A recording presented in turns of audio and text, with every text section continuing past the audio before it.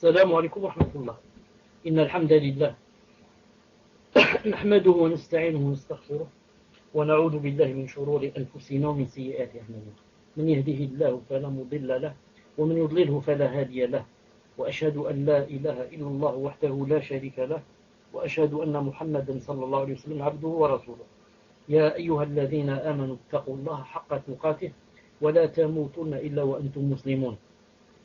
يا أيها الناس اتقوا ربكم الذي خلقكم من نفس واحدة وخلق منها زوجها وبث منهما رجالا كثيرا ونساء، واتقوا الله الذي تساءلون به والأرحام إن الله كان عليكم رقيبا. يا أيها الذين آمنوا اتقوا الله وقولوا قولا سديدا يصلح لكم أعمالكم ويغفر لكم ذنوبكم، ومن يطع الله ورسوله فقد فاز فوزا عظيما. ألا إن أصدق الكلام كلام الله، وخير الهدي هدي محمد صلى الله عليه وسلم، وشر الأمور محدثاتها وكل محدثة بدعة وكل بدعة ضلالة وكل ضلالة في النار. أما بعد. Donc, en cette soirée du samedi 10 Dhul-Qa'da 1432 de l'Hégire, ce qui concorde avec le 8 octobre 2011, Inch'Allah Ta'ala, nous sommes au 52e cours du livre Riyad Salihin, toujours dans le tome 1, hadith numéro 54. Et aujourd'hui, Inch'Allah Ta'ala, nous sommes dans un nouveau chapitre qui s'appelle Babu as-Sidq. Babu as-Sidq, c'est-à-dire chapitre la véracité. Certains disent la sincérité. Mais en fait, la sincérité en arabe, c'est l'ikhlas. La véracité, c'est sidq. C'est plus fort, yani, que l'ikhlas. Dans ce chapitre, l'auteur, quand il a voulu, l'imam Nawawi, quand il a voulu parler du chapitre véracité, il a cité d'abord des versets. Ensuite, il a cité un hadith. Aujourd'hui, Inch'Allah Ta'ala, les versets. Et dans le prochain cours, Inch'Allah Ta'ala, on va parler du hadith. Donc, on a divisé le cours en deux. Donc, l'auteur a dit, rahimallah, il a dit, قال الله تعالى, Allah subhanahu wa ta'ala a dit, آمنوا اتقوا الله وكونوا مع الصادقين. التوبة 119. يا أيها الذين آمنوا اتقوا الله وكونوا مع الصادقين. C'est-à-dire, ô vous les croyants, ô vous qui croyez, craignez Allah et soyez avec les véridiques. Ô vous qui croyez, craignez Allah et soyez avec les véridiques. Donc Allah subhanahu wa ta'ala nous demande ici deux choses: de le craindre et en plus de cela, de faire son possible d'être avec les véridiques. D'être avec les véridiques. Et pour être avec les véridiques, il faut faire comme eux. Il faut être un véridique. Il faut être un véridique. Ensuite, il a cité un deuxième verset. Il a dit Was-sadiqina was-sadiqat. Al-Ahzab 35. Une seconde. Je disais le deuxième verset. Il a dit Was-sadiqin was-sadiqat. En fait, c'est un verset long qui se trouve dans Sourate Ahzab, page verset numéro 35. Allah subhanahu wa ta'ala dit Inna al-muslimin wal-muslimat wal-mu'minin wal-mu'minat wal-sadiqin wal-sadiqat. Et comme ça, il a cité, je crois, 8 ou 10 sortes. Il a commencé par les musulmans et les musulmanes. Ensuite, les croyants et les croyantes. Tout cela parce que les femmes sont allées se plaindre au prophète sallallahu alayhi wa sallam et lui ont dit comment se fait-il qu'à chaque fois, Allah subhanahu wa ta'ala prenne muslimin ou muslimat, les musulmans et les musulmanes. Ensuite, les croyants et les croyantes. Ensuite, القانتين والقانتات. Ensuite, الصادقين والصادقات, les véridiques hommes et les véridiques femmes. C'est-à-dire, certains ont dit les loyaux et les loyales. Puis là, dit les jeûneurs, les jeûneuses. Et les invocateurs d'Allah, les invocatrices. Et comme ça. À chaque fois qu'il cite les hommes, il cite aussi les femmes avec elles. Voilà. Les musulmans et les musulmanes, les croyants et croyantes, les obéissants et obéissantes, les loyaux et loyales, les endurants et endurantes, les craignants et craignantes, donneurs et donneuses, domon. Qu'est-ce qu'en arabe c'est? Ensuite, le hafidin pour jam. Il n'a pas encore cité ici. Ou le hafidat, c'est-à-dire celles qui sont chastes, en parlant d'hommes. Celles qui sont chastes aussi, en parlant de femmes. Ou alors les gardiens de leur chasteté, les gardiens. Les invocateurs souvent d'Allah Azza wa Jalla, les invocatrices, Allah a préparé pour eux un pardon et une énorme récompense. Ici, le témoin du cours, c'est quoi? C'est les loyaux et loyaux. 1, 2, 3, 4. Musulmans, croyants, croyantes, obéissants, obéissantes, loyaux et loyaux. Loyal et loyaux, c'est dans le sens de les véridiques. Les véridiques, hommes et femmes. Non. Ensuite, il a cité un autre verset, c'est le dernier. قال الله تعالى, sourate Muhammad, verset 35. قال الله عز وجل, sourate Muhammad, verset 21. Verset 21, il a dit فلو صدقوا الله لكان خيرا لهم. Il a dit فلو صدقوا الله لكان خيرا لهم. Il serait mieux pour eux, certes, de se montrer sincères vis-à-vis d'Allah. Ici, ce sont ceux qui ont traduit ça, ils ont écrit sincère. En fait, ce n'est pas ici sincère, mais véridique. Non, véridique, c'est plus fort que sincère. Sincère, c'est mukhlis, ikhlas. Et véridique, c'est sitr. Non. Allah Ta'ala dit dans le Coran, فَلَوْ صَدَقُوا اللَّهِ, qu'ils avaient été véridiques avec Allah, ça aurait été mieux pour eux. Ça aurait été mieux pour eux. Vous voyez même les traductions rapprochées à nous, des fois c'est un peu loin du vrai sens. C'est un peu loin du vrai sens. C'est pourquoi je dis, je redis, et on a toujours dit, et on va toujours redire que il n'y a pas comme celui qui maîtrise l'arabe s'il veut comprendre le Coran. Il n'y a pas comme celui qui maîtrise l'arabe s'il veut comprendre le Coran. Quelqu'un qui ne connaît pas l'arabe. Et il va lire ici la traduction. Il a dit donc là, il est en train de parler. Il exige de nous, il demande de nous qu'on soit sincère. Or qu'en fait, il demande de nous qu'on soit véridique. Véridique. La sincérité, c'est autre chose. Le Cheikh Ibn Uthaymin, rahimahullah, a dit. Il a dit, قال المؤلف رحمه الله باب الصدق. Il a dit, l'auteur a dit, chapitre la véracité. الصدق, la véracité, معناه, son sens c'est quoi? C'est Cheikh Ibn Uthaymin rahimahullah qui parle. Il dit la véracité, c'est quoi? معناه مطابقة الخبر للواقع. هذا في الأصل. Il a dit la véracité, c'est quoi? C'est concordance. Concordance entre l'information et la réalité. L'information, on t'informe une chose et réellement c'est comme on t'a informé. Donc ça, c'est quoi? C'est sidq. C'est ici la véracité, ou alors étymologiquement, dans le sens de la langue seulement, c'est quoi? C'est la vérité. ويكون في الإخبار. Et le fait d'être véridique et d'être vrai, ça peut être dans les informations. فإذا أخبرت بشيء وكان خبرك مطابقا للواقع قيل إنه صدق. Le Cheikh rahimahullah dit, si tu informes d'une chose et que ton information concorde vraiment avec la réalité, alors on va dire c'est une vérité. Ce qu'on vient de dire ici est une vérité. Pourquoi? Ça concorde avec quoi? Ça concorde avec la réalité. مثل أن تقول عن هذا اليوم يوم الأحد. C'est comme par exemple si on était aujourd'hui dimanche et tu dis aujourd'hui c'est dimanche. Donc ton information a concordé avec la réalité. La réalité qui est quoi? Que nous sommes aujourd'hui dimanche. فهذا خبر صدق. Il a dit donc ça c'est une information vraie. لأن اليوم يوم الأحد. Parce qu'aujourd'hui on est dimanche. وإذا قلت اليوم يوم الاثنين. Mais si tu dis aujourd'hui on est lundi, فهذا خبر كذب. Donc ça c'est une information fausse. Non. Information où il y a mensonge. فالخبر إن طبق الواقع فهو صدق. L'information, si elle concorde avec la réalité, c'est une vérité. وإن خالف الواقع فهو كذب. Et s'il ne marche pas, ne concorde pas avec la réalité, on appelle ça mensonge. وكما يكون الصدق في الأقوال يكون أيضا في الأفعال.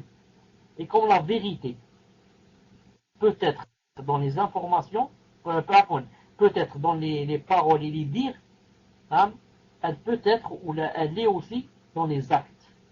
La vérité, la véracité, comme elle l'est dans les dires, elle est aussi dans les actes. الصدق في الأفعال, la véracité et la vérité dans les actes, هو أن يكون الإنسان باطنه موافقا لظاهره. Dans les actes, c'est comment? Le cheikh dit, il faut que ce qu'il y a en notre intérieur, en notre fort intérieur, il faudrait qu'il concorde avec quoi? Avec notre apparence. Si ce qu'il y a dans nos... si ce qu'il y a dans notre cœur concorde avec ce qu'il y a dans nos apparences, ça veut dire quoi?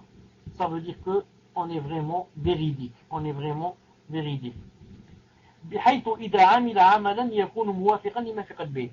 Là, dit de façon à ce que si jamais on fait une action,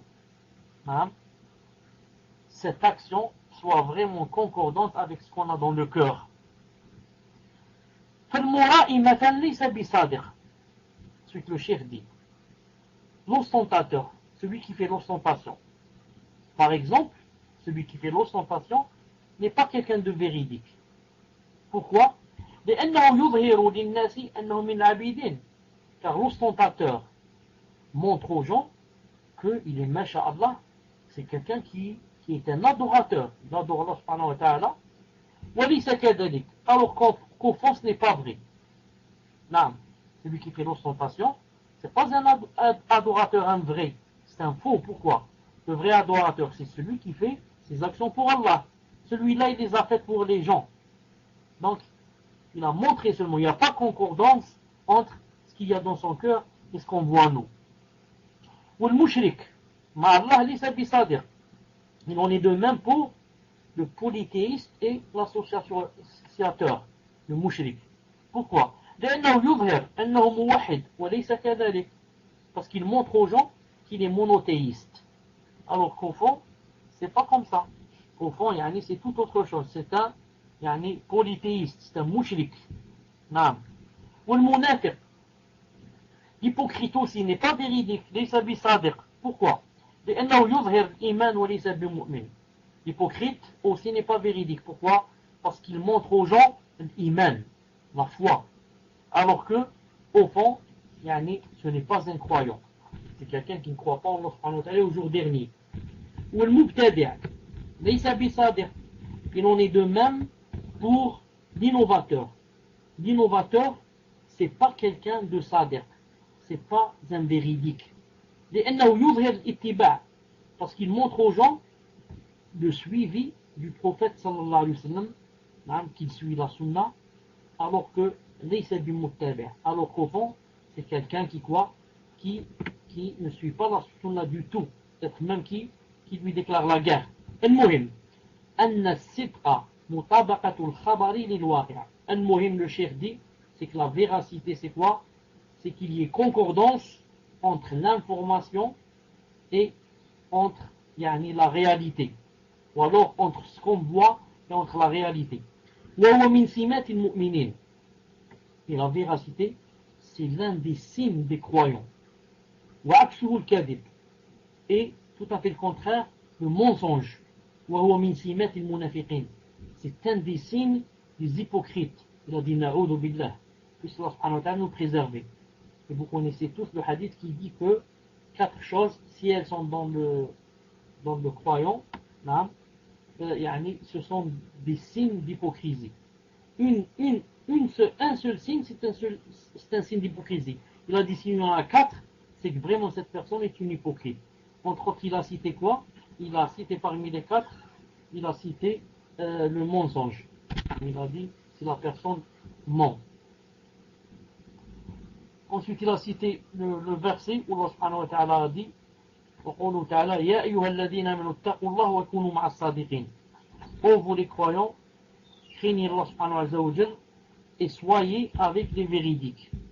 Le Cheikh Rahimahullah a dit هذه الآية نزلت بعد ذكر قصة الثلاثة الذين خلفوا. Il a dit ce verset-là que je viens de citer où Allah subhanahu wa ta'ala exhorte les croyants à être avec les véridiques, à être parmi les véridiques. Il a dit ce verset est descendu après l'histoire des 3 personnes, des 3 sahaba qui khullifu. Khullifu, qu'est-ce que ça veut dire?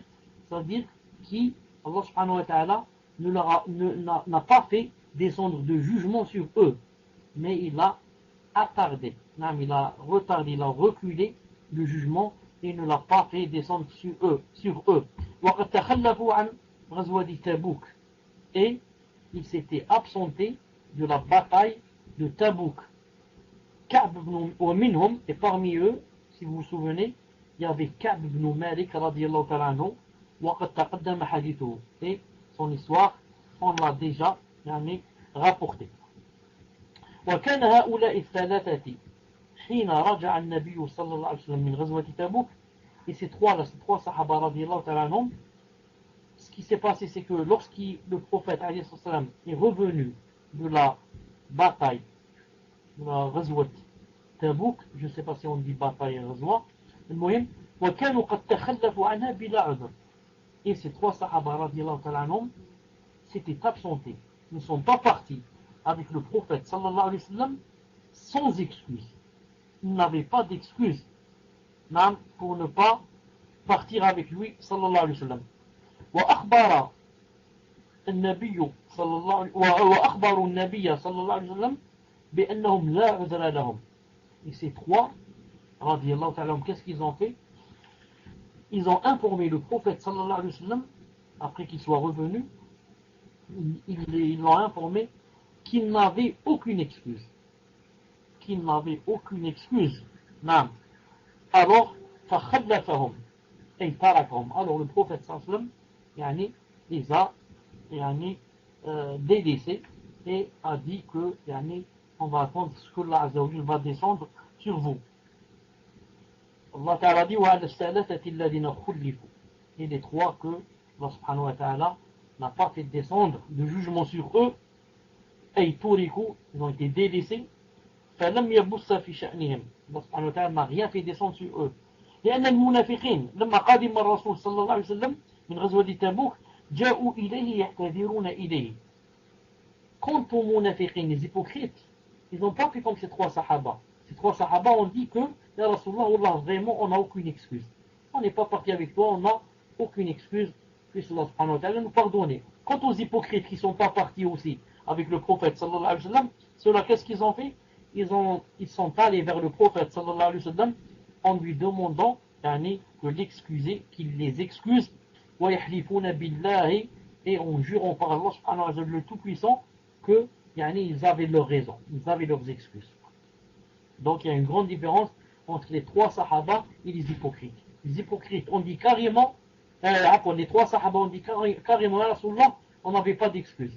Les sahaba par contre, qui n'avaient pas, les munafiqun par contre, qui n'avaient pas d'excuses, sont allés dire au prophète et mentir et lui dire que on avait des excuses et ont même juré par Allah Ta'ala le Tout-Puissant qu'ils avaient des causes valables. Et c'est sur eux que Allah Subhanahu wa Ta'ala a fait descendre le verset, les deux versets 95-96 sorte Tawbah, où Allah Subhanahu wa Ta'ala a dit سَيَحْلِفُونَ بِاللَّهِ لَكُمْ إِذَا انْقَلَبْتُمْ إِلَيْهِمْ لِتُعْرِضُوا عَنْهُمْ. Allah Ta'ala a dit que ils vont jurer par Allah subhanahu wa ta'ala. Ils vous feront des sermons par Allah quand vous êtes de retour vers eux afin que vous passiez sur leur tort. C'est-à-dire afin que vous les excusiez. Allah Ta'ala a dit détournez-vous d'eux. Ils sont une souillure. Et le refuge et l'enfer en rétribution de ce qu'ils acquéraient. سَيَحْلِفُونَ بِاللَّهِ لَكُمْ إِذَا انْقَلَبْتُمْ إِلَيْهِمْ لِتُعْرِضُوا عَنْهُمْ فأعرضوا عنهم إنهم رجس ومأواهم جهنم بما كانوا يكسبون. Ensuite il a dit يحلفون لكم لترضوا عنهم. Ils vous feront des serments pour se faire agréer de vous, pour que vous les agréiez. Allah Ta'ala dit فإن ترضوا عنهم, même si vous les agréez, فإن الله لا يرضى عن القوم الفاسقين. Allah n'agrée pas les gens pervers. Donc à quoi ça sert que vous les agréez? À quoi ça sert qu'ils viennent jurer par Allah subhanahu wa ta'ala qu'ils avaient des raisons valables, etc. À quoi ça sert? Même vous, Allah ta'ala, même Anta Rasulullah, si vous allez les agréer, Allah ta'ala ne les agrée pas, car Allah ta'ala n'agrée pas les pervers. Le cheikh dit, rahimahullah, amma haoulay thalatha, quant à ces trois, quant à ces trois sahaba, radiallahu ta'ala anhum, fasadaqu ar-rasul sallallahu alayhi wa sallam.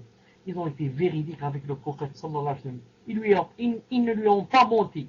Ils ont dit la vérité. Ya Rasulallah, on avait pas akhbaru bis-sidq. Naam. Ils l'ont informé de la vérité. بأنهم تخلفوا بلا عذر. Ils lui ont dit, Ya Rasulallah, naam, on s'est absenté et on n'a pas d'excuse. فأرجأهم النبي صلى الله عليه وسلم 50 ليلة. Alors le prophète sallallahu alayhi wa sallam, qu'est-ce qu'il a dit? Il les a délaissés 50 jours. Naam. حتى Allah Ta'ala a cité qu'est-ce qu'il ressentait pendant ces 50 jours.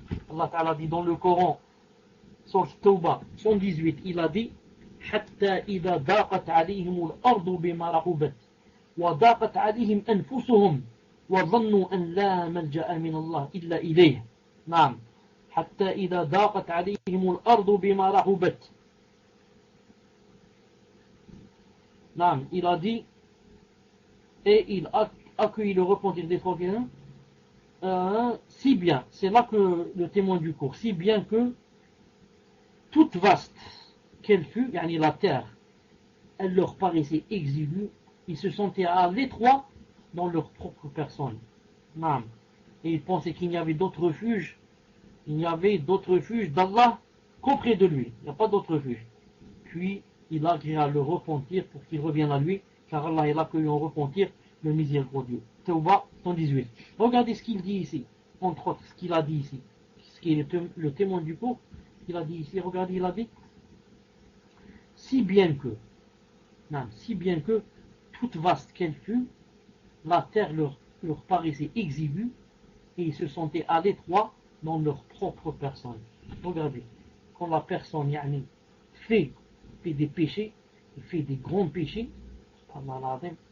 qu'est-ce qu'elle va sentir? Si elle est vraiment une croyante, qu'est-ce qu'elle va sentir? Elle va sentir que la terre, malgré son immensité, elle va paraître exiguë. C'est comme si elle était vraiment petite. Et que tout le monde était au courant de la faute que tu viens de faire. Et que tout le monde va savoir ou l'a su ce que tu as fait. Tellement la terre est exiguë. Et plus grave encore, tu vas te sentir à l'étroit dans ta propre personne. Ta personne, à l'intérieur de ton cœur, tu vas sentir ton cœur, vraiment tu vas te sentir à l'étroit. Tu sens comme un couteau qu'on est en train de remuer à l'intérieur de ton cœur. Tout cela, c'est qui? Pour la personne qui est véridique. C'est pour ça que le prophète sallallahu alayhi wa sallam a dit dans un hadith authentique que vous connaissez sûrement. Il a dit Al-ithmu ma hakka fi sadrik wa karihta an yattali alayhi an-nas. Il a dit le péché, c'est quoi? C'est ce que tu sens comme remords dans ton cœur et tu voudrais que les gens ne sachent pas. Vous avez remarqué quand quelqu'un fait une faute, il est véridique, subhanallah al-azim. S'il a fait une faute, il va sentir vraiment quelque chose dans son cœur qui est en train de le mordre. Il a des remords dans son cœur. Il donnerait tout l'or du monde pour que cette chose reste cachée et ne soit pas dévoilée aux gens. Et donnerait tout l'or du monde pour que Allah subhanahu wa ta'ala lui pardonne et ne le dévoile pas. C'est le cas par exemple de beaucoup de gens, Allah subhanahu wa ta'ala, qui font des fautes dans la zina ou quelque chose comme ça, et qui peut-être, astaghfirullah, mais ça arrive, sont même filmés. Et maintenant, ils donneraient tout l'or du monde pour que Allah subhanahu wa ta'ala ne dévoile pas leurs péchés, ils ne soient pas comme ça, tout le monde va les voir sur internet, dans des positions vraiment obscènes, alors que peut-être la personne est connue pour quelqu'un qui porte la barbe et elle peut-être qui porte le djilbab. Maintenant imaginez qu'est-ce qu'elle doit sentir dans son cœur, qu'est-ce qu'elle donnerait comme million pour enlever cette vidéo, cette photo à la personne qui la détient. Et combien, mais je dis, Allah subhanahu wa ta'ala a affirmé ça, que si la personne est vraiment véridique, Allah subhanahu wa ta'ala la défendra et ne laissera pas la chose se dévoiler. Si la personne a vraiment fait la tawbah, a pleuré jour et nuit, et a juré à Allah subhanahu wa ta'ala qu'elle ne recommencerait plus, qu'elle regretterait de tout son cœur. Al-Muhim, le cheikh ici dit ثم قال بعد ذلك. Ensuite, après qu'Allah subhanahu wa ta'ala a cité ceci, il a dit Ya ayyuhalladhina amanu ittaqullaha wa kunu ma'a as-sadiqin. Ô vous les croyants, croyez en Allah subhanahu wa ta'ala et soyez parmi les véridiques. Et soyez parmi les véridiques. فأمر الله عز وجل. Alors Allah subhanahu wa ta'ala a ordonné aux croyants بأن يتل وأن يكونوا مع الكاذبين. Et qu'ils soient véridiques et non pas avec les menteurs. Et non pas avec les menteurs. وقال الله تعالى والصادقين والصادقات. Et Allah ta'ala dit les véridiques, c'est-à-dire hommes et les véridiques femmes, dans un contexte de quoi? Un contexte d'éloge. Et les loyaux et les loyables. هذه في جملة الآية الطويلة. Le verset long où Allah subhanahu wa ta'ala cité dans son Ahzab إن المسلمين والمسلمات والمؤمنين والمؤمنات qu'on a vu tout à l'heure, les musulmans, etc.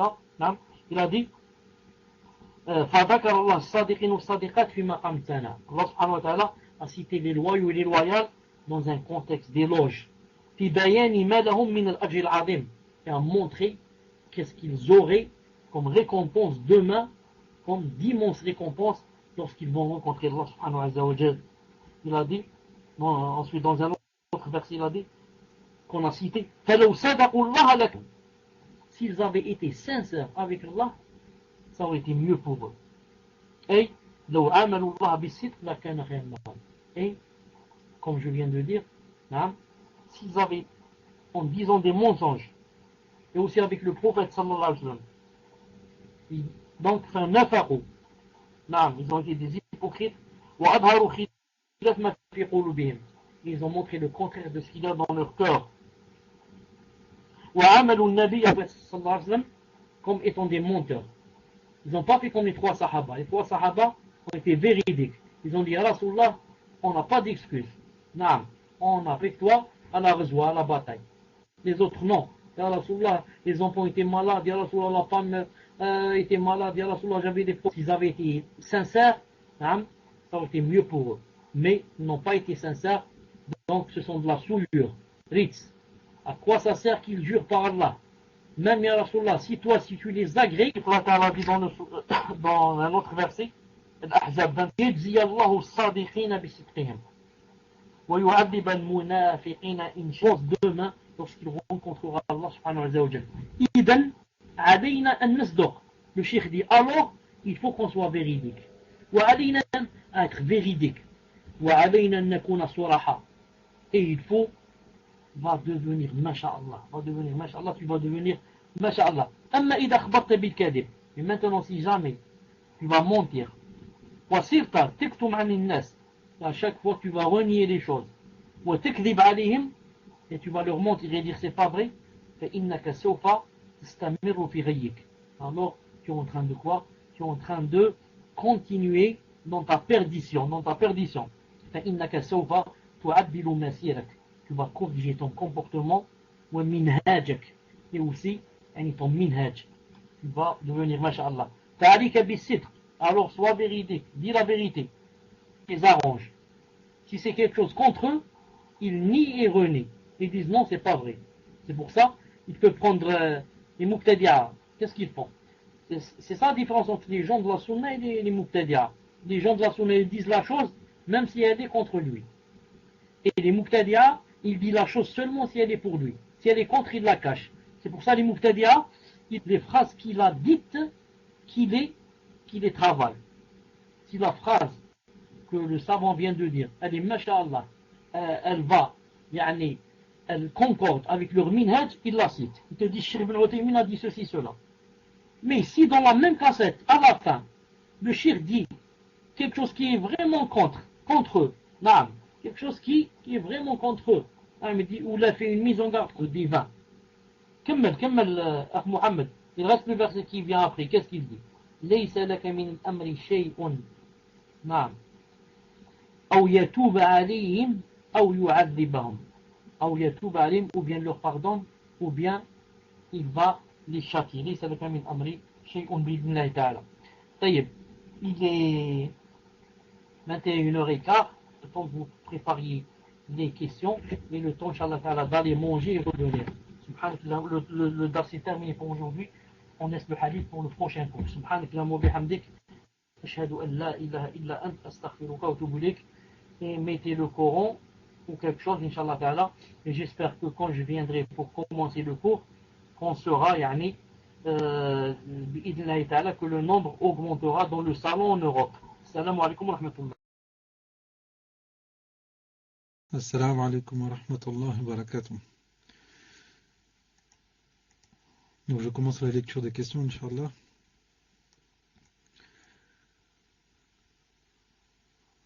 Donc première question sur le cours. Assalamu alaikum wa rahmatullahi wa barakatuh. Vous avez parlé du repentir dans le cours si l'on commet un péché et que l'on fait un repentir sincère. Entre parenthèses, qiyam al-layl, regret, dégoût de soi, pleurer à cause de ce péché, mais que l'on retombe dans ce péché. C'est un péché qui concerne soi-même. Est-ce que cela veut dire que le repentir n'a pas été accepté? Qu'Allah vous récompense ainsi que les admins. Question suivante, Inch'Allah. Salam alaikum. Hayakum Allah. Est-il vrai que celui qui dénigre Cheikh Rabi' est ou bien un ignorant ou bien un innovateur? Et peut-on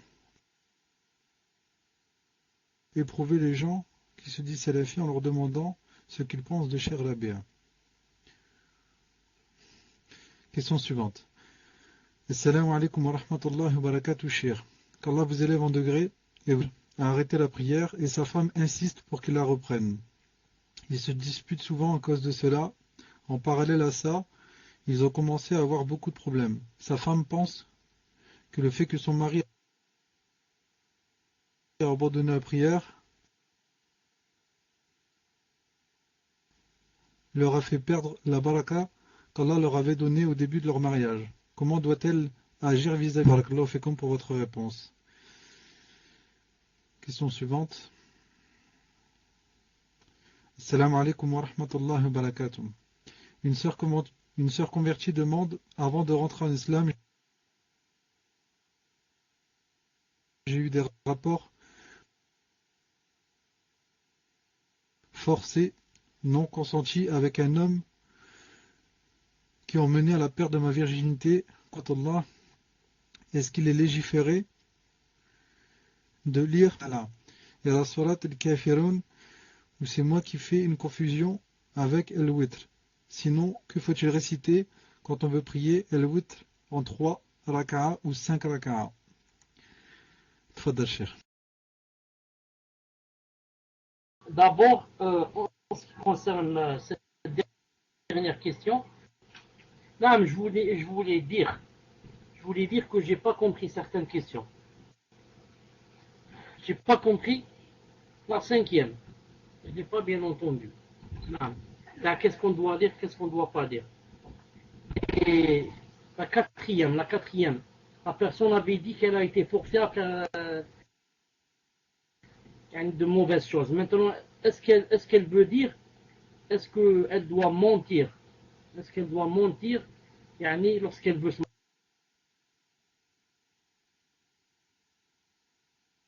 marier? Est-ce qu'elle doit mentir lorsqu'elle veut se marier? Est-ce que c'est ce qu'elle veut dire? Et la première question, est-ce que le fait de refaire le péché, c'est une preuve qu'elle n'a pas fait le repentir sincère? Dites-moi si c'est ce que vous avez compris vous aussi. Non, pour le repentir, Cheikh, elle termine la question en disant, est-ce que c'est une preuve que le repentir n'a pas été accepté? Elle parle de l'acceptation du repentir. En ce qui concerne la question de la personne qui a eu des rapports forcés, donc je reprends la question, Inch'Allah. Donc elle a eu des rapports forcés non consentis. Donc on parle d'un viol, cher, Allahu Alam, et elle dit, lorsque je chercherai à me marier, pourrais-je prétendre à me marier avec des hommes qui cherchent une femme vierge? Serais-je obligé de le dire? Donc elle dit en fait, est-ce qu'elle serait obligée de dire qu'elle a perdu sa virginité lors de ce viol? Qui dit du mal de Cheikh Rabi' Hafidahullah, c'est l'une des deux personnes, ou bien quelqu'un qui ne le connaît pas. naam, ou bien quelqu'un qui est un mubtadi', pas une troisième personne. La personne qui ne connaît pas, donc quand on ne connaît pas quelqu'un, on dit de lui n'importe quoi. Naam. Si quelqu'un le connaissait, il savait quel est le statut de Cheikh Rabi', hafidahullah, il n'aurait dit de lui que du bien. Maintenant, si la personne le connaît et dit de lui quand même du mal, donc c'est une personne qui est dans le faux minhaj, c'est une personne qui est dans la bid'a. Autre chose, est-ce qu'on va éprouver les gens avec Cheikh Rabi'? Non. Comme a dit Cheikh l'Islam, on n'éprouve pas les gens avec des personnes. Pourquoi? Parce qu'il se peut que quelqu'un soit salafi, mais qu'il soit par exemple débutant dans le minhaj, et que alors on lui a rapporté des propos mal, des propos qui ne sont pas bien sur le cheikh, etc., et il a cru. Donc maintenant tu vas le tester avec Cheikh Rabi', c'est possible qu'il dise de lui quelque chose de pas bien. Il te dit par exemple il est très sévère, il est ceci, il est cela, alors qu'il ne le connaît pas bien. Donc il vaut mieux ne pas tester les gens avec les personnes, comme dit Cheikh l'Islam rahimahullah. Mais si c'est juste entre nous, la personne peut le faire bi'idnillahi ta'ala. Aussi avec les égarés, par exemple avec les sectes égarés ou là, quand on a des doutes si cette personne est vraiment dans une secte égarée ou pas, je peux lui citer par exemple comme ça un savant, lui dire qu'est-ce que tu en penses, juste pour voir, pour pouvoir le situer dans son vrai statut. Et pour la personne, la famille qui ont quelqu'un qui a arrêté la salat, est-ce que à cause de cela elle va divorcer ou pas? Je lui dis, quand quelqu'un arrête la salat, on doit lui faire quoi? On doit lui faire des rappels pour essayer de le sauver. Ce qui nous intéresse, nous, c'est de sauver les gens et ne pas de les perdre. Donc, on va essayer de lui faire des rappels et de lui dire que c'est shaitan, et attention, si quelqu'un meurt sans salat, c'est vraiment, même s'il n'est pas kafir, si on dit qu'il n'est pas kafir, c'est vraiment très grave, quelqu'un qui meurt sans la salat. Et à chaque fois, on commence à être plus sévère avec lui, on lui donne des ultimatums, on lui fait peur, on lui dit je divorce, on lui fait ceci, pour lui faire peur, juste pour qu'il reprenne la salat. Si jamais maintenant, il a décidé qu'il ne voudrait plus faire la salat, et que même, il commence à aller plus loin, de plus en plus pervers. Dans ce cas, il est permis à la femme de monter avec une seule raka. Ce n'est pas obligé de lire les sourates que je viens de citer. Non, l'essentiel c'est de faire les 2 rakats après Aïcha et de faire de préférence les 3 dernières, Sabbih, ensuite Al-Kafirun, ensuite Qul Huwallahu Ahad, et de temps en temps on ajoute Al-Falaq et Al-Nas. Mais ce n'est pas une obligation, c'est juste une sunna bi'idnillahi ta'ala.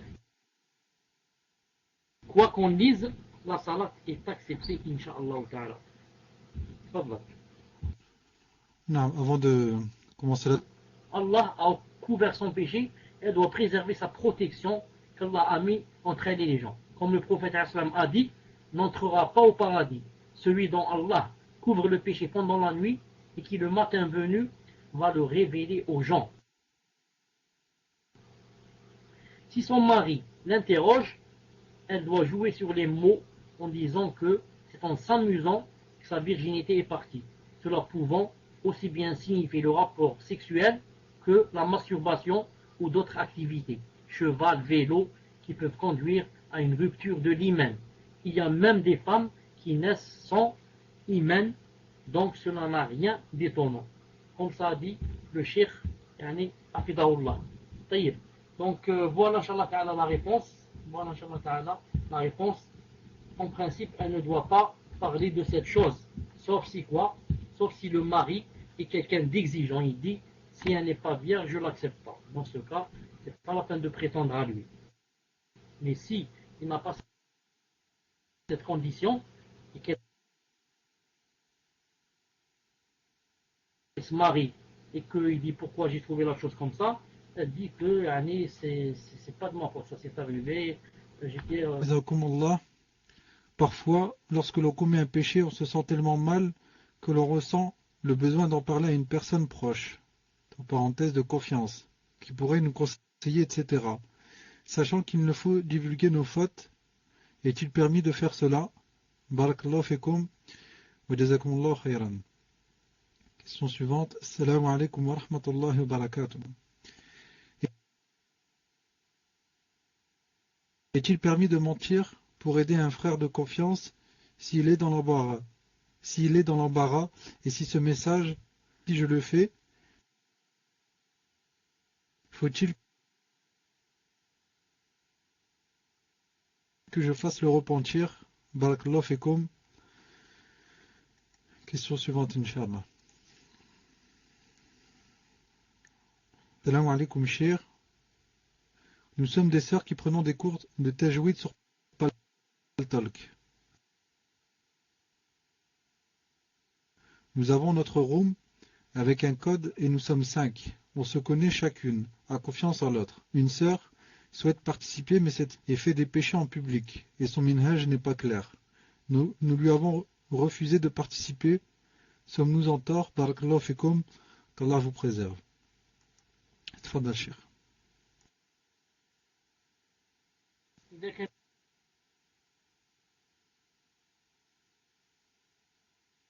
ممكن بارك الله فيك تعيد السؤال الرابع.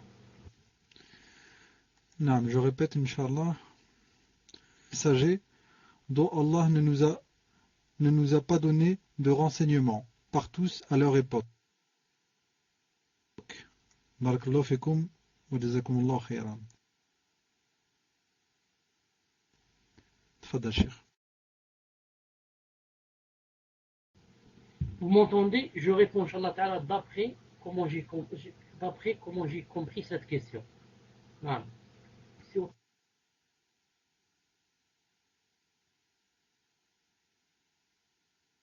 temps de Moussa alayhi salam, toute la terre devait appliquer la charia de Moussa, et voilà pour un peuple distinct. Ah, d'accord, ça c'est autre chose. Il y a une dans Sahih Bukhari, où le prophète alayhi salam a dit que Allah Ta'ala m'a donné 5 choses qu'il n'a pas donné aux autres. Non. Allah Ta'ala m'a donné une particularité dans 5 choses. En cherchant bien les hadiths, on trouve que ce sont 6 ou 7 ou 8 choses. Parmi celles-là, les choses-là, qu'est-ce qu'il y a? Il a mis alamin à tous les gens, même aux animaux, même pas seulement aux gens, aux djinns aussi. Vous allez dire aux animaux, comment les animaux vont appliquer la charia? Non, même les animaux, le prophète a ramené avec lui de la législation pour eux. Pour qu'on soit, nous, généreux avec eux, miséricordieux avec eux, on ne doit pas leur faire le tort, etc. Donc, ça c'est clair. Le prophète a dit que tous les messagers ou les prophètes sont venus spécialement pour leur peuple.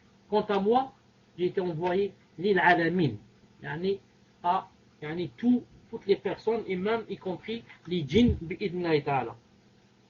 Ça c'est pour, je crois, la première question. Ah, ça c'est pour la dernière question, je crois. Il y avait aussi une question.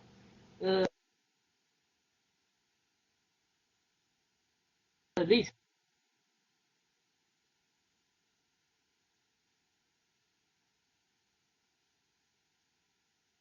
لك من الأمر شيء. Lorsque Allah Ta'ala a dit que tu n'avais rien dans cet ordre. La personne dit qu'est-ce que ça veut dire, voulait dire exactement, s'il y avait aussi un exemple, pas le repentir telle personne. Ou bien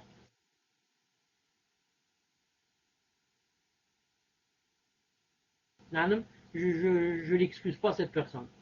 Le prophète ne peut pas lui dire à Allah, il faut accepter. Il ne faut pas la faire entrer en enfer, il faut ceci, il ne peut pas. Mais si on ne se fait pas tout le temps, il ne peut pas par exemple faire une intercession pour un kafir, par exemple, pour le faire sortir de l'enfer. Ça c'est pas possible. Il peut faire pour son oncle, pour alléger de lui le châtiment.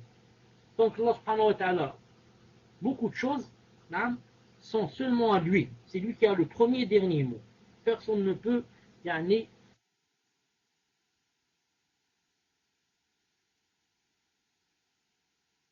décider avec lui, bi'idnillahi ta'ala. Et pour bien comprendre le verset, si on allait revenir à pourquoi ce verset est descendu. Ce verset est descendu après qu'on ait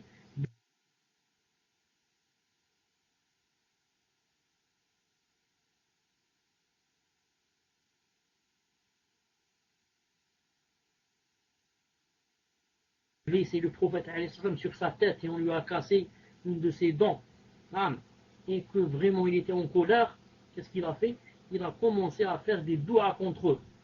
Umayya et les autres, il les a cités par leur nom, a demandé de les maudire et de les faire sortir de sa miséricorde. Allah Ta'ala a fait descendre le verset. Il a dit Laysa laka min al-amri shay. J'ai envie de les guider et d'accepter le repentir et de les rendre musulmans. Ou peut-être alors le contraire. Je veux les châtier et les faire entrer en enfer. Il a dit ça, ça ne regarde que moi, comme on dit. C'est moi qui décide quand est-ce que je fais la tauba sur quelqu'un, quand est-ce que je ne fais pas. C'est pas une autre personne qui va me suggérer comment faire. Voilà. J'espère que c'est clair. Pour le péché, est-ce qu'on peut se confier à une personne proche et est-ce que c'est permis ou c'est pas permis? Non. Si la personne est vraiment une personne de confiance, une personne qui a le din, ou alors qui a l'expérience, et qui, si je me confie à elle, va me donner la solution, va apaiser mon cœur, va me montrer quoi faire. Dans ce cas, Inch'Allah Ta'ala, c'est permis. Pourquoi? Car ce qui est interdit, c'est de dévoiler, pour dévoiler, je dévoile, ça veut dire j'ai pas peur d'Allah. Non, il m'a caché, moi je dévoile. Moi je m'en fous. Ça, voilà le grand péché, le haram. Et maintenant, je ne suis pas en train de dévoiler. Je suis en train de raconter à quelqu'un pour me montrer comment faire le vrai repentir et comment sortir de ce grand embarras et comment trouver la solution. C'est un peu comme on va chez le juge ou là.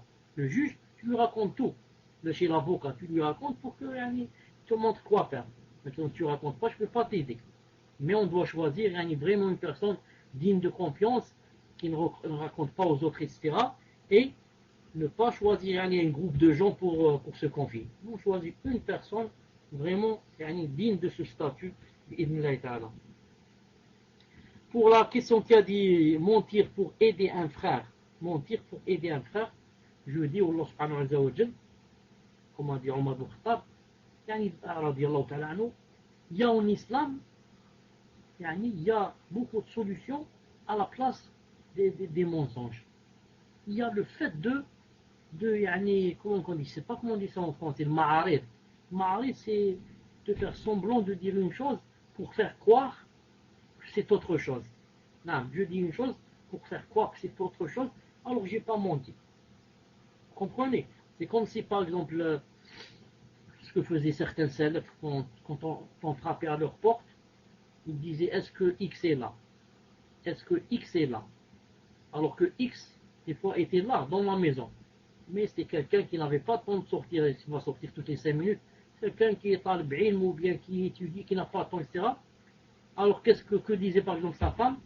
Elle montre par exemple, elle va ouvrir, elle est derrière la porte. Par exemple, son mari est à droite, dans le salon. Elle va pointer de son doigt de l'autre côté, du côté gauche, pas du côté droit où il est assis lui. Et elle dit à celui qui a frappé à la porte, elle lui dit non, il n'est pas là. Il n'est pas là. Elle montre avec son doigt la cuisine. Non, il n'est pas là. Entre parenthèses, il est dans le salon. Donc là, elle n'a pas menti, elle a joué avec les mots. C'est vrai qu'il n'est pas là où je suis en train de montrer, mais l'autre ne sait pas qu'elle est en train de montrer. Enfin, c'est un exemple. C'est un exemple pour dire qu'il y a des façons, pour ne pas mentir, mais de faire croire à la personne que la chose est comme il croit lui. Wallah subhanahu wa ta'ala alam. Enfin, pour les sœurs des Tajwid, et qu'ils ont un salon avec clé, et qu'ils voulaient faire entrer une sœur avec elle, mais ils ont dit que la sœur n'est pas dans le minhaj, etc. Et que, là je suis pas très sûr s'ils ont dit ça, ou bien je n'ai pas entendu. Et que je crois qu'elles ont dit que elles lui ont fait Shollah Nasiha et que ça n'a rien donné. Si c'est comme ça, car c'est ce que j'allais donner comme condition. Si vous lui avez fait la nasiha, elle n'accepte pas, c'est le genre qui s'en fout, etc., c'est pas la peine de la faire entrer avec vous. Vous n'avez pas besoin de cette sœur qui va vous chambouler le salon. Et ben, yani, elle va vous faire sortir du but. Le but, c'est d'apprendre tajwid, etc. Mais elle, avec son mauvais comportement, elle dit n'importe quoi. Yani, vous allez perdre votre temps avec elle. Vous allez perdre votre temps avec elle et elle va dire des choses qui sont fausses. Il vaut mieux l'éviter. Restez entre vous des salafiyat, Inch'Allah Ta'ala, et ne faites pas venir avec vous celui qui soit n'est pas dans le minhaj, soit n'accepte pas. Maintenant, s'il y a une sœur des Ikhwan à 100%, qui veut rentrer avec vous, mais elle accepte, elle vous écoute, elle ne dit rien, yani, ça lui plaît ce que vous dites, etc., ça ne fait rien. Parce qu'elle est, on est en train de lui faire la da'wah. Et maintenant, si je ramène n'importe qui va yani, m'embrouiller le salon, il vaut mieux pas. Naam. Tfadla, Inch'Allah, pour les autres questions. Naam, cher, le frère qui vous a posé la question sur le mensonge pour couvrir un frère, il demande s'il doit se repentir vu qu'il a menti pour le frère. Tfadal, cher. Le prophète sallallahu alayhi wa sallam a dit que yani, il y avait trois cas où on pouvait mentir. Il a dit que le premier cas c'était quand deux personnes yani, ne se parlent plus, etc. Et il y a de l'adversité entre ces deux personnes. Ça ne fait rien si je mens pour réparer entre ces deux personnes, pour qu'elles deviennent, pour qu'il y ait des liens entre elles.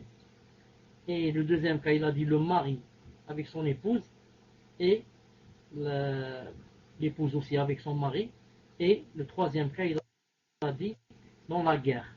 Dans la guerre, je ne vais pas yani, raconter la vérité à mes ennemis, mais je peux, yani, comme disait le prophète Aslam, yani, si on lui demande où tu vas par exemple, il dit je vais tel côté alors que lui il va aller de l'autre, mais le prophète sallallahu alayhi wa sallam, yani, il n'a jamais menti, il parlait toujours avec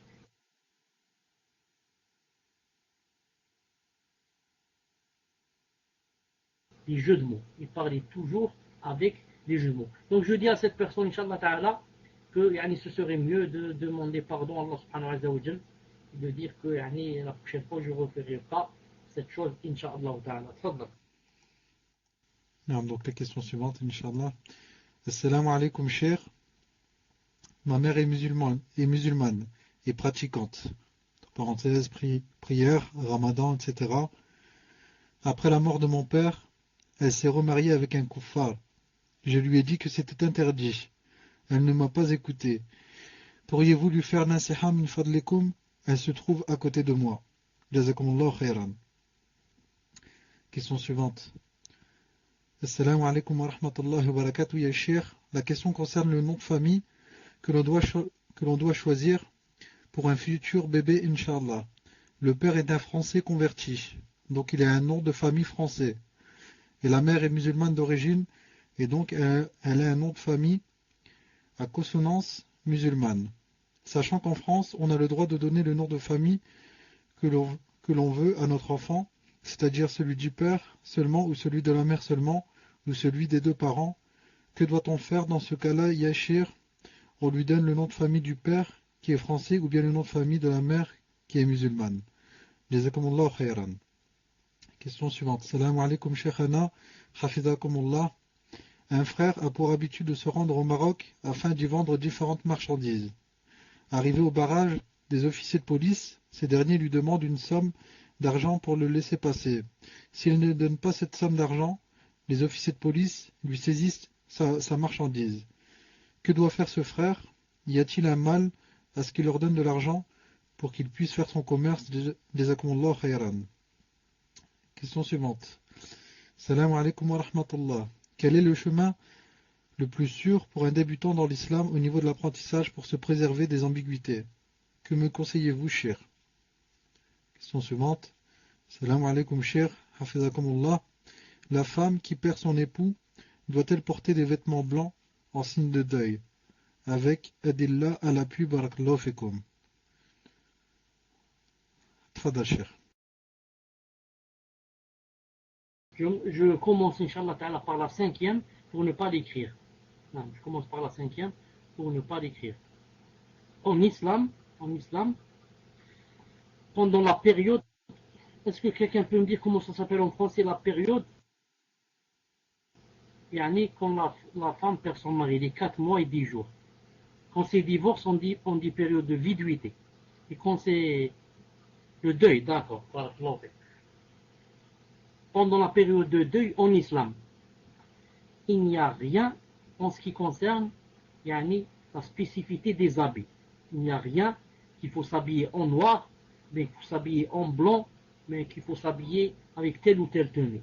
Tout ce qu'il y a, c'est que la femme ne doit pas se parer, c'est-à-dire mettre ses plus beaux habits. Mais, comme dit Cheikh Ibn Uthaymin, c'est permis à la femme qu'elle mette, par exemple, un habit propre, un habit même s'il est cher. Elle a une robe qui coûte 500 €, mais c'est pas pour se parer. Hein? C'est une robe propre qu'elle veut mettre. C'est pas une robe qui attire l'attention ni rien. C'est une robe chère, c'est tout. Il a dit ce qui n'est pas bien, c'est de se parer, c'est-à-dire s'habiller avec les plus beaux habits, car ça risque quoi? Ça montre deux choses. Que je m'en fous de mon mari, lui il est mort, et moi je m'habille, masha'Allah. Et la deuxième, que ça risque d'attirer un prétendant. Mais, par contre, il n'y a pas dans le dîme de s'habiller en choses délabrées, déchirées, ou de porter un vêtement noir, ou bien blanc, ou bien, Cheikh Ibn Uthaymin a dit, même si c'est blanc, il a dit c'est permis. Il a dit c'est blanc, car certains disent non, blanc, ça fait parure, etc. Et Cheikh a dit non, blanc, ça ne fait pas parure. Blanc, c'est quelque chose de propre, etc. C'est tout. Ça, c'est en ce qui concerne les vêtements pendant la période de deuil. Et si quelqu'un veut plus de détails en ce qui concerne les vêtements-là, qu'il lise, attendez, quel livre? Qu'il lise un livre qui s'appelle Fatawa. Fatawa de Cheikh Ibn Uthaymin, rahimahullah. Fatawa de Cheikh Ibn Uthaymin, rahimahullah. Attendez, je crois, ou bien Fatawa Siyam, ou bien Fatawa Zakat. L'un de ces deux livres. Dans l'un de ces deux livres, Fatawa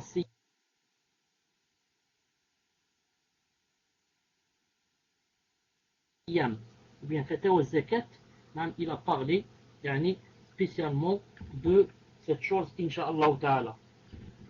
Je crois que la personne avait demandé seulement ce qui concerne les vêtements. Sinon, il y a d'autres choses aussi pendant la période de deuil que la femme ne doit pas faire, comme se maquiller et comme aussi mettre les boucles d'oreilles, de l'or, etc. Tout ça ne doit pas le mettre. Et aussi, même pour les parfums, etc. Elle doit éviter jusqu'à ce que termine la période de deuil et aussi ne pas sortir. C'est-à-dire ne sortir la journée, que la journée et dans le besoin. Quant à la nuit, elle ne sort que dans Darura. Darura, c'est comme si la maison s'est brûlée. Donc je dois quitter la maison. Ou bien les gens avec lesquels je suis resté, la famille de mon mari, m'ont expulsé. Là je sors.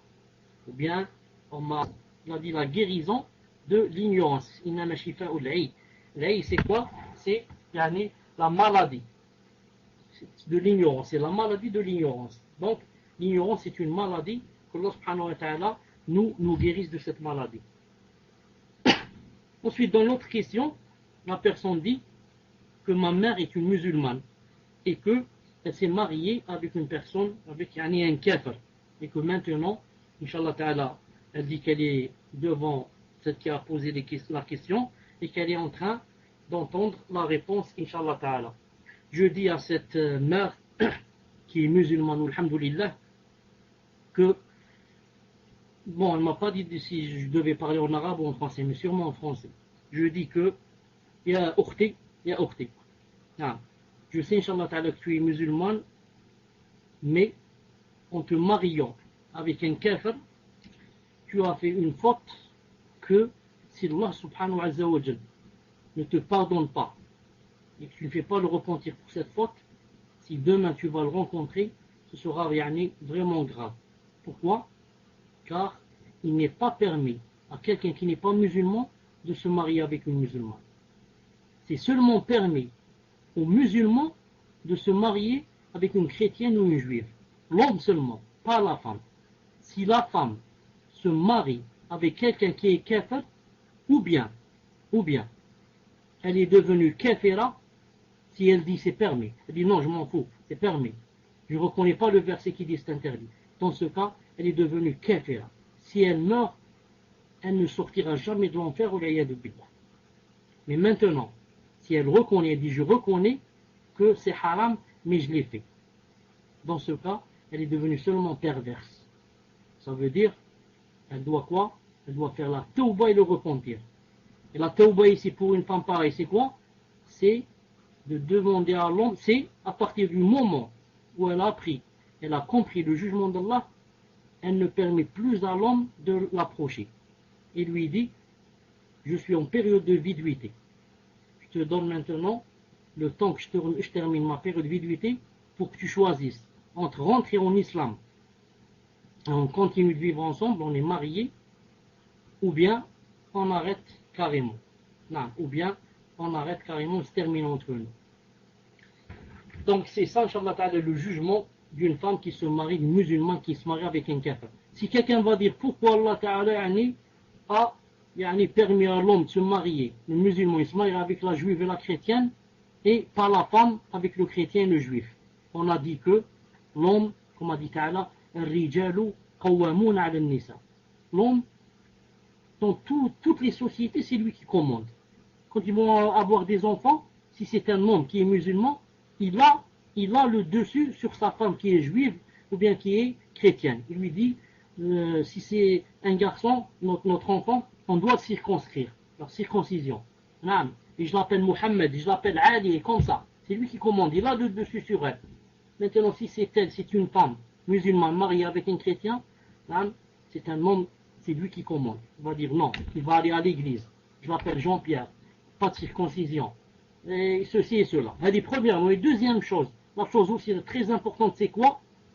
C'est que la juive, la musulmane, quand elle est mariée avec un chrétien ou un juif, quand elle lui parle, elle lui parle de Mohammed, c'est un prophète, etc. Qu'est-ce qu'il fait? Il l'insulte. Et il lui dit, c'est qui ce Mohammed là? C'est qui? C'est un sorcier, c'est un ceci, il commence à dire des gros mots.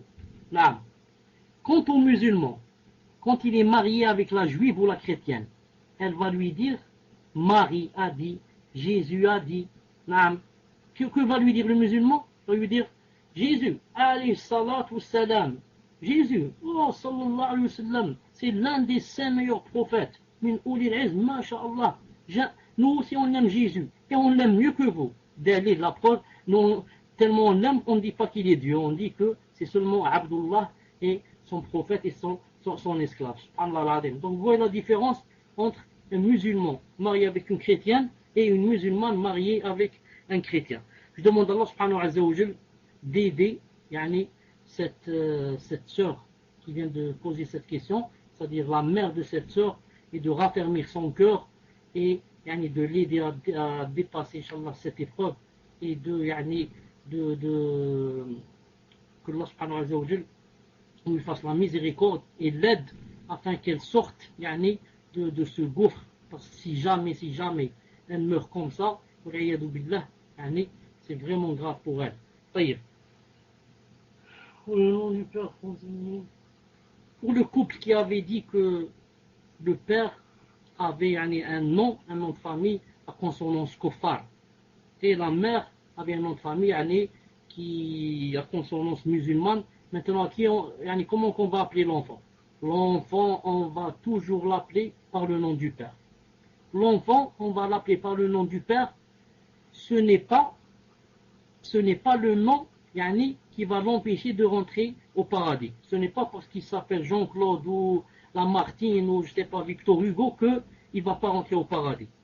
C'est pour ça qu'on doit lui donner le nom du père, mais on lui choisit un prénom qui montre qu'il est musulman. Quant au nom de famille, il n'a rien de grave et ça n'a pas d'importance. C'est pour ça que ce n'est même pas obligé pour un reconverti de changer son nom de famille. Alors pourquoi je change mon nom de famille? Je reste avec mon nom de famille. Le nom ne va pas m'interdire de rentrer au paradis. L'essentiel c'est quoi? C'est de choisir un prénom qui est bien, qui est fait consonance musulmane. Et même si on ne choisit pas un prénom qui fait consonance musulmane, on a toujours un prénom chrétien, ça ne fait rien. Juste il faut que le prénom ne se contredise pas avec l'islam. Par exemple, c'est pas adorateur des étoiles. Ça, c'est pas un prénom, ça. Enfin, il faut que ça s'appelle, par exemple, Pierre, Claude, Jacques, comme ça. Tout ça, c'est permis, bi'idnillahi ta'ala. Donner l'argent à un policier pour laisser ma marchandise passer. Sinon, il me bloque ma marchandise. On va dire comme disent les savants. Hein? Si c'est moi qui lui propose, c'est interdit. Mais si c'est lui qui me contraint, il me dit, si tu ne me donnes pas, tu passes pas. Là, je lui donne et c'est lui qui aura les péchés. David, premièrement, je suis dans la contrainte. Deuxièmement, Abdullah ibn Mas'ud, le grand compagnon, quand il a été en Abyssinie, Habasha, il a été emprisonné. Il a emprisonné injustement. Il a donné un dinar. À l'époque, un dinar, c'est beaucoup. Il a donné un dinar au gardien pour le faire sortir. Il l'a fait sortir en cachette, il s'est enfui. Ensuite, une autre condition, maintenant que je sais que quand je ramène une marchandise, ils vont me dire il faut donner l'argent, donc j'arrête, je le fais seulement cette fois, et ensuite j'arrête et je vais changer, travailler autre chose pour ne pas donner à chaque fois et être contraint à faire le haram. Le chemin d'apprentissage pour un débutant, c'est d'abord de trouver quelqu'un, de faire la connaissance de quelqu'un qui est, masha'Allah, pour qu'il nous montre quoi faire et quoi ne pas faire. Un débutant en islam, c'est vraiment difficile. Surtout dans les pays où il y a les sectes, comme par exemple en France. Imaginez, je vous donne un exemple. Imaginez que quelqu'un, ça fait 3 ou 4 jours qu'il est rentré en islam, et je ne sais pas comment il est rentré sur le paltok, il rentre dans un salon des takfir. Imaginez. Il va entendre Salah 19 et la clique qui dit gouverneur, tous les savants sont des koffars, tous les musulmans sont des koffars, c'est des khoubata, c'est des taroutes, c'est ceci, cela. Qu'est-ce qui va se passer? Il va devenir takfiri sans le vouloir. Il va devenir l'un des plus grands khawarij en croyant qu'il est, masha'Allah, qu'il est comme les sahaba dans sa foi. Et pire que cela, imaginez que quelqu'un vient juste de rentrer en islam et qu'il fasse la connaissance d'un Habash. Un Habash, il va lui dire que Ibn Taymiyyah c'est un kafir, Ibn Kathir c'est un kafir, les savants sont des kuffars aussi, Allah Ta'ala n'a pas d'attribut, ni il voit, ni il descend, ni il rit, ni il parle, ni il s'étend. Ils vont dire, classe, si tu suis ces gens-là, ce sont des anthropomorphistes. Ils disent qu'Allah subhanahu wa ta'ala ressemble aux créatures. Allah subhanahu wa ta'ala al-afiyah. Alors que Allah Ta'ala dit, Laysa kamithlihi shay'un wa as-sami'ul basir. Rien ne lui ressemble. Ensuite, il a dit qu'il avait des attributs. Rien ne lui ressemble, mais c'est lui l'audient. Wa as-sami' al-basir, le clairvoyant. Subhanallah al-azim. Donc, c'est très important pour quelqu'un qui est nouveau de tomber dans un cercle où il y a les sunnites les vrais. Surtout comme un pays comme en France, c'est très dangereux. C'est pour ça que, alhamdoulilah, il y a beaucoup de gens qui ont, ils ont marché des étapes avec des sectes et sont finalement revenus où là, Allah Ta'ala les a guidés vers le vrai minhaj. Il y a des gens qui ont commencé avec les Habash. Ensuite, ils sont partis vers les Soufis. Ensuite, ils sont partis vers les Tabligh. Ensuite, peut-être les Khawarij. Ensuite, alhamdoulilah, Allah subhanahu wa ta'ala les a guidés vers le minhaj. Mais pas tout le monde. Il y en a qui, jusqu'à présent, sont Habash. Jusqu'à présent, de demander beaucoup à Allah subhanahu wa ta'ala de t'aider pour savoir qui choisir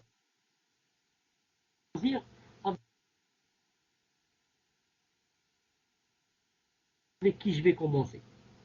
Ensuite, si tu veux, Inch'Allah Ta'ala, sauver ta peau, n'écoute personne de ceux qui n'ont pas de science. Mais, si quelqu'un, il n'existe pas un homme sur terre, ou un musulman sur terre, qui puisse te dire que c'est pas un grand savant. Sauf, comme j'ai dit, il s'est égaré. Donc, moi, pourquoi je ne dis pas, par exemple, ses livres à lui, Abu Adam Sharshara ou je ne sais pas qui Halimi, je n'ai jamais entendu de cela que ce sont des savants, ni avoir entendu quelqu'un leur a fait des tazkiyah. On va se rencontrer, Inch'Allah Ta'ala, mercredi, d'ici mercredi, puisse Allah Subhanahu wa Ta'ala raffermir nos cœurs et, na'am whisper, et nous aider à bien voir le chemin et à le suivre, le vrai chemin, le chemin du prophète sallallahu alayhi wa sallam et des sahaba, bi'idnillahi ta'ala. سبحانك اللهم وبحمدك أشهد أن لا إله إلا أنت أستغفرك وأتوب إليك السلام عليكم ورحمة الله وبركاته